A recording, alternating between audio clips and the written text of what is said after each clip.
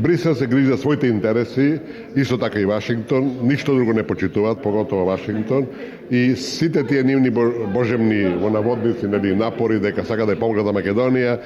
починуваат и завршуваат со нивните интереси. Македонија е една црна точка, на црна дамка во нивните политики, бидејќи еве 25 години ништо не постигнале, а само ни носат штета на еден или друг начин, директно или индиректно. Така да сите тие напори моментално кои доаѓаат од Брисел се добро дојдени во основата,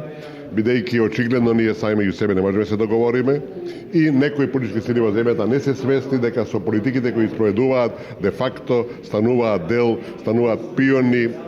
кукли во рацете на меѓународниот фактор, чии намери претходно ги елабориравме, апсолутно не се во интерес на оваа држава и на овој народ. Од она што го јас не ги читам и не ги слушам бомбите, бидејќи тоа е под моето достоинство, приватни разговори, носот никогаш не би го пикал во туѓа спална соба, меѓутоа тие ги прочитав целосно и од нив апсолутно не се гледа дека некој нешто продал.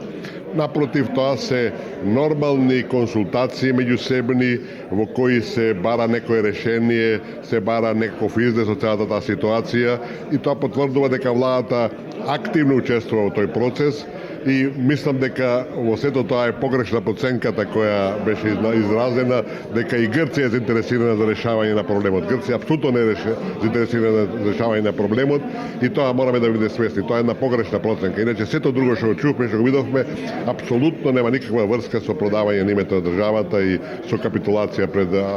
сланската агресија.